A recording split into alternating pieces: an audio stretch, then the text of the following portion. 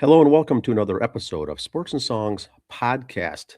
Today we have a bonus episode on the Minnesota Twins. My name is Dan. Today we'll be giving a roster projection, opening day roster projection as of today. We've been doing this each month in the offseason. Today's our January edition.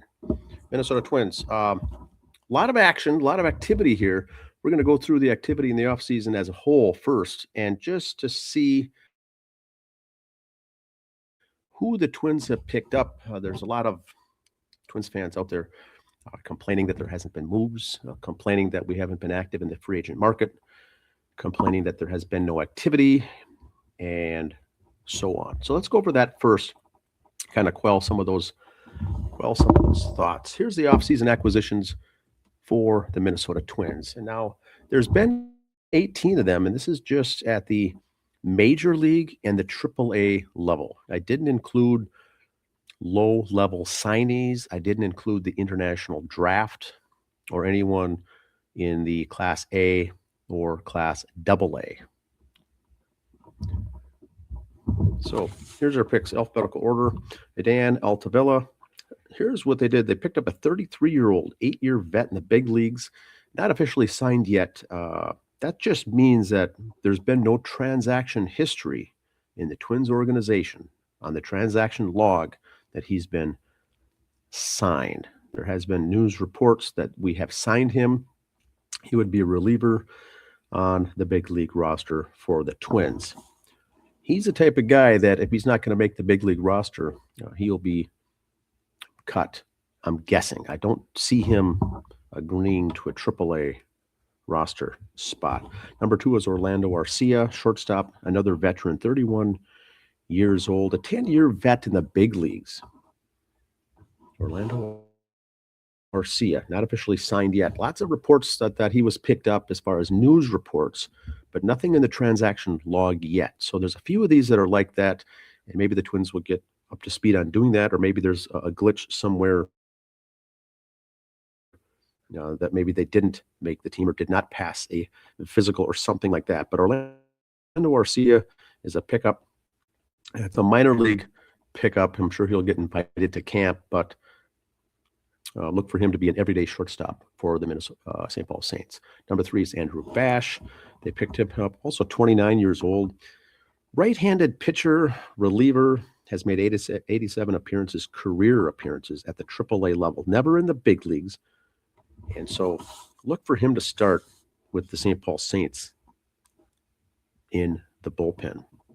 Number 4 is Josh Bell, big first baseman, big DH, 10-year vet in the big leagues, 33-year-old. This will be fun to watch Bell. He can play first. He can DH. Be a welcome addition for the Twins. Number 5 is Mr. Brujan, traded to the Mets. Twins picked him up last week, DFA'd him, and then traded him to the Mets yesterday for cash. He is no longer part of the list. I'm trying to include everyone here, even if they have been subsequently released or traded or gone. They're still on this list. So Brujan. Victor Caratini, catcher, age 32. He's got a 9-year veteran in the big leagues, not officially signed yet. Look for that to take place Monday or Tuesday. He'll be in the Twin Cities for his physical early next week. Then that will be official. That just is a timing issue there. Look for Caratini to be the backup catcher for the Minnesota Twins after Ryan Jeffers, 32-year-old veteran.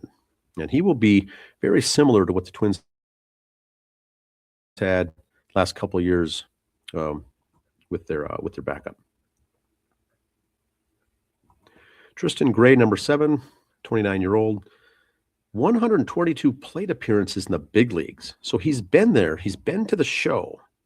But with 3 teams, and this is a good pickup because of his versatility. He plays shortstop. He plays third. He plays second. Gray can play all over. And I think that in my projections here we're getting to next, I don't think he'll make the big league roster on opening day. Look for him to start the season with the St. Paul Saints. Next, we have Grant Hartwig, age 32. Reliever, has 32 career major league bullpen appearances, all for the Mets. So another younger guy, as far as he's not a veteran, he's inexperienced at the major league level, but he's 32 years old. So look for him to get a chance here to pick up with the Minnesota Twins in the bullpen. They're trying to get veteran guys in the bullpen, older guys, because of all the youth they have as well. He could start the year with the Saints or possibly with the big league Twins. He does have experience at the big league level, all with the Mets. Next is Alex Jackson. Picked him up. He's a 30-year-old catcher. He has 440 career plate appearances in the big leagues, but once again, it's with 5 different teams. 5 different teams. So he's been moved around. Twins have been active in the offseason with a lot of cast-offs, with a lot of guys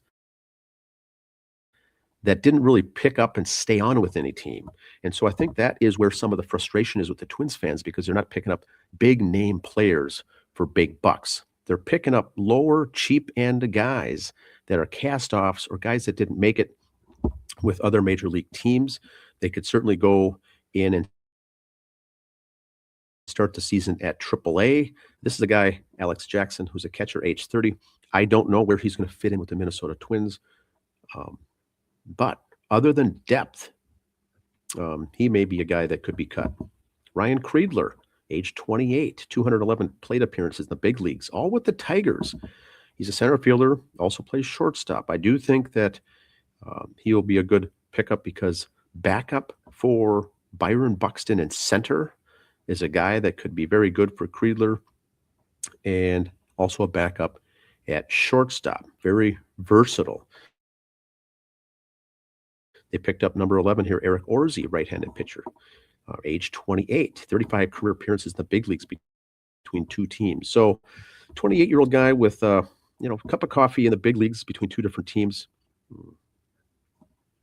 I've got him making the Twins roster out of camp. Number 12 is Luis Quinones, 28-year-old. 38 appearances on the mound as a AAA pitcher for the Blue Jays. So Quinones here never made his big league debut. Never. Only played in the minors. In fact, only pitched 38 times in AAA. So look for him to start the season in the minor league system with the Twins. I have him projected not even to make AAA. I think we're going to start him off, assuming no injuries, at the AA with Wichita for the Twins. Number 13, Taylor Rogers, just signed yesterday, 35-year-old veteran. 10 years in the big leagues. His name is not officially signed yet on the transaction log for the Minnesota Twins. Look for him to step into that closer role as a left-handed pitcher for the Twins, also to provide some veteran leadership there. And this pick may work, it may not. They signed him to a 1-year deal for $2 million. He's getting up there in age, not much for velocity, so he could be a guy that could stick around for the team early in the season, and if an injury or if he's not successful, he could be an easier guy to drop mid-season. Sam Ryan, number 14, 27-year-old right-handed pitcher, never pitched at the AAA level. He's a Rule 5 minor league guy, Sam Ryan. So look for him. Once again, I think he'll be assigned to AA Wichita for the Twins. Number 15 for a pickup this year is Yehizan Sanchez, age 25, never pitched at the AA level. So he's another guy that could start the year at Wichita. Certainly not with the Saints, certainly not with the major leagues, but he's a right-handed pitcher, age 25. They will get him some experience there in the minors. Garrett Spain, number 16, a right fielder only, age 25, picked him up in the Rule 5 minor league draft. He only has 51 career plate appearances at the AAA level. So he will not be a major league guy for the Twins. Maybe not even a minor league with the Saints in AAA. He only has 51 career plate appearances for Garrett Spain. So look for him either for Wichita in AA or as a backup outfielder in AAA with the Saints. Number 17 is Daniel Souza, catcher. They picked him up in the Rule 5 Major League draft and subsequently traded to the Giants, I believe, the same day. So he's no longer with all of our catching depth. The Twins knew that, and we got a younger catcher in return. And finally, number 18, Eric Wagaman, first baseman, age 29. Kind of I would say a veteran, has 588 plate appearances in the big leagues between two teams. That's about enough for, one season, kind of a rookie big league guy. But he's only a first baseman. Twins need first base help. They did pick up Josh Bell, who's a tall first baseman. Now they have Wagaman, another tall first baseman. So look for the days of Cody Clemens playing first to be in the rearview mirror. They've got some regular height, tall first baseman guys, and Wagaman could be the everyday first baseman if Josh Bell is over at their DH. Now, keep in mind, once again, the note at the bottom, these are AAA and Major League Baseball signings for the Twins organization. 18, very active, lots of things going on yet. And once that transaction log is updated with those new signings, we have Taylor Rogers, Dan Altavilla, Orlando Arcia, Victor Caratini. Those are the four. Now, two of those are minor leaguers, Altavilla, and Arcia. Caratini and Rogers are major league signings. That's 40-man. That's a 40-man roster move, which means the reason they're not on that transaction list yet is that there has to be a corresponding move to drop someone else or to DFA someone currently on the 40-man roster. So this is where it gets interesting here. Let's go through the projection for the projection major league. I would call this the opening day roster for the Minnesota Twins. Remember, we have two players here that will have to be DFA'd early in the week, designated for assignment. But just for the purpose of, as today, January 23rd, 2026, who would make the Twins opening day roster? Who would make the Saints opening day roster? Let's start with the pitching. I've got starting pitchers 1 through 5, Lopez, Ryan, Ober, Festa, and Woods Richardson. And that leaves the Saints to start with, open the season with their ace, Zebby Matthews, Mick Abel, Taj Bradley, Kendry Rojas, and Andrew Morris. A couple prospects there to make the rotation. I'm putting 6 guys there in the rotation for the Saints and adding Matt Cantorino. Tough luck last couple of years being on the injured list, but the Twins have high hopes for him. I've got him penciled in there as a starting pitcher, number 6.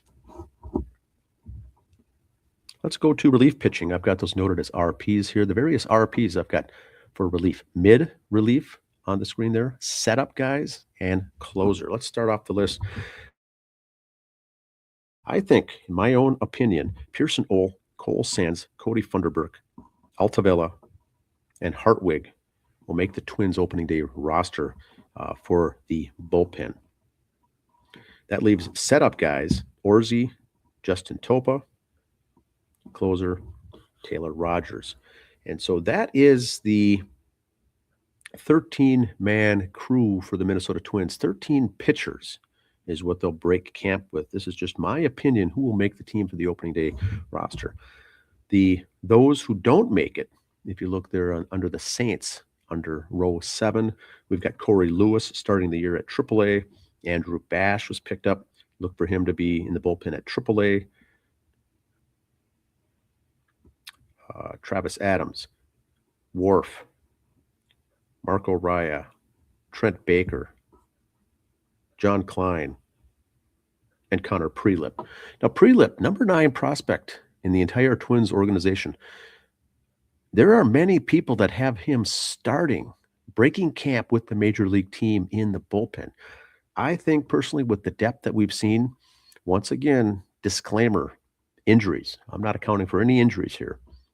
With no injuries, Prelip will start with the Saints. Not sure if he'll be a closer or not. I'm just filling guys in here. And I do believe Marco Raya, number 18 prospect, longtime starter, has always been a starter in the Twins farm system. Because of the depth, once again, Twins are deep, almost too deep at starting pitching. Look for the Twins to move Raya to a relief role, bullpen role, and I do believe he will make the Twins major league roster sometime this season. But start the year, break camp with AAA Saints.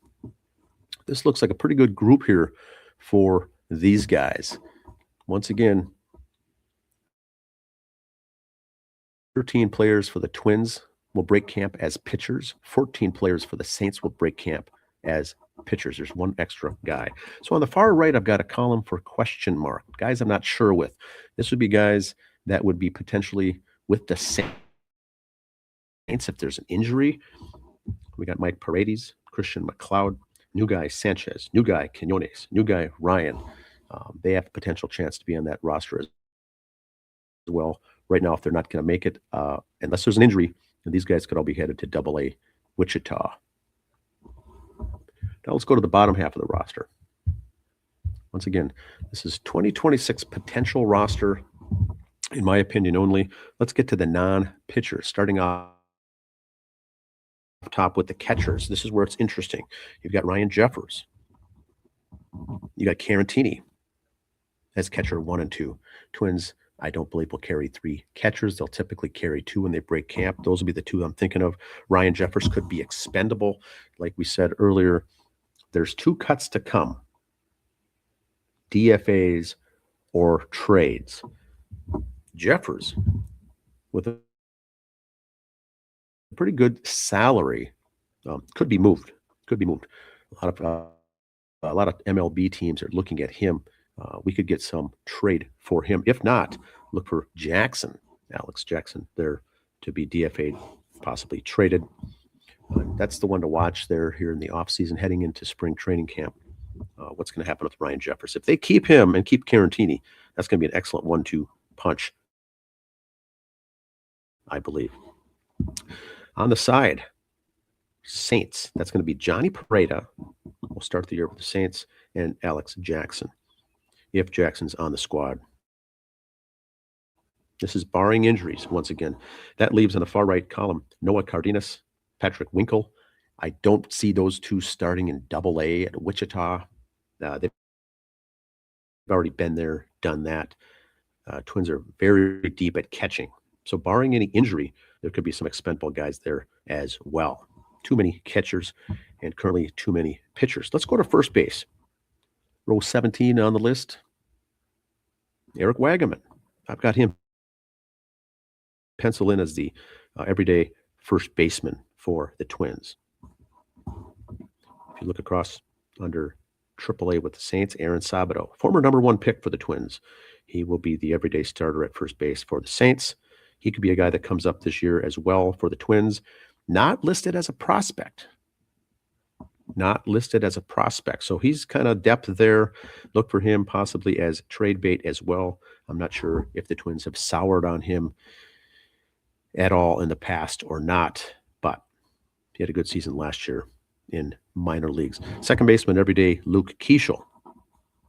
Shortstop, Brooks Lee. Third base, Royce Lewis. That leaves the utility guys as Ryan Kreidler. We talked about him earlier. Plays center and short. I like him. Cody Clemens plays first, second, and right. Twins obviously like him. I don't think he'll see time at first. Josh Bell, mainly will be the DH. I don't have a spot for DH here, so I've got him listed as a utility guy, but he's your backup first baseman, mainly DH as well.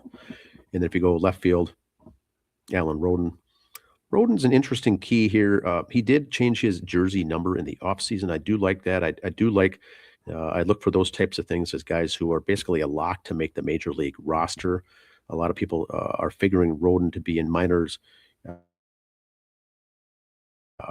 or with the Saints or cut. I think Roden will make the team when they break camp as a left fielder because he plays first base. He's another first base guy. Twins like those versatile players. He can also make it as a first baseman there, depending on how things go in the season. Center fielder, I've got Buxton. Right field, Wallner. Fourth outfielder, I've got James Outman. Outman's interesting as he's a center fielder only. The Twins tried him last year with Rocco Baldelli playing a little corner outfield. That's not his spot. He's a true center fielder, so he's a backup for Buxton. If he makes the team, look for Ryan Kreidler to possibly not make the team, as Kreidler is another true and only center fielder. So they need backup for center field, but do they need 2 guys backing up? I don't know. I don't see a backup for Brooks Lee at short. So Kreidler's odds of making the Twins roster is good in that respect. Now let's go over to the Saints. First baseman in the center column there, Sabado. Second baseman, Ortega. I think he's the only guy left at second who can even play there at the minor leagues for AAA. Is Ortega. He'll win that spot. Or Arcia. Orlando Arcia. 10-year veteran in the big leagues. I see him as the everyday shortstop for the Saints. There's no room for him in the big league roster. He'll be a 10-year vet starting there with the Saints. Now, if something happens to Lee, which I think they're figuring in here, he's had history of injuries as well. So they've got Creedler as a backup. They've got Arcia signed, who's mainly going to be a Saints everyday player, but can quickly be moved up and brought in to play short. So they've got their depth covered. Third base, I've got Tanner Schobel for the Saints. Now let's go to the utilities. Tristan Gray, I see him making the squad starting opening day with the Saints. He can play first. He can play second. He can play short. He can play third. So Gray, who's played for 3 major league teams, not a lot of experience in the big leagues. He's got 122 plate appearances, but can play all the 4 infield positions. He could break camp with the team by any one of those utility guys for the Twins coming down with an injury or not performing well. For Gray to be penciled in. This leaves Austin Martin, the next line down, still not making the Twins. Looks like he will start the year with the Saints. He's a second baseman and a left fielder. They tried him a couple times in center field. That didn't work out. Martin, look for him to start the year with the Saints because of the depth. I don't see him breaking the camp with the Minnesota Twins unless there's an injury somewhere along the way. And then we have Eduardo Julian, who's going to be mainly a Saints player all year long. He plays second and first. So I don't see Julian making the Twins roster because they still have Tristan Gray and Austin Martin ahead of him. Now the outfield. Look at this outfield for the Saints. Gabby Gonzalez, left field. I think he's going to be an everyday left fielder. He's a number 8 prospect in all of the Twins organization. I'm very high on him. Number 1 prospect in center field, Walker Jenkins. He's also top 5 overall in Major League Baseball. Something happens to Buxton, they've got some backups that can provide help. But you could also see Walker Jenkins be brought up sometime in 2026, sorry. Right fielder, you got Rodriguez. Twins really high on him. He's been doing, I would say, pretty average last couple of years in the minors. He's a true right fielder, number 4 prospect for the Twins. He could come up if Matt Wallner doesn't pan out this year. And there's options there, but I've got starting outfielder, all prospects for the Twins, starting at the Saints this year. And then we have 2 outfielders extra for the St. Paul Saints. Garrett Spain basically only plays right field. He's another guy. And Kyler Fedko is an outfielder / first baseman. Look for him to make the team as the 5th outfielder for the Saints. Now look who leaves on the question mark column on the far right. Row 19, shortstop, Kalen Culpepper, Twins number 2 prospect. I do believe he'll start the year in AA with Wichita. With the Arcia signing, if something happens to Brooks Lee, Arcia gets moved up. Culpepper's ready to see AAA this year. I don't think we're going to see him in 2026 at the big leagues, but probably 2027. It all depends on Brooks Lee as he solidifies that shortstop spot. Last year they wanted him to play first. He played a lot of second. He played some third. This year, he's another guy who changed his number. Look for him, changed his jersey number.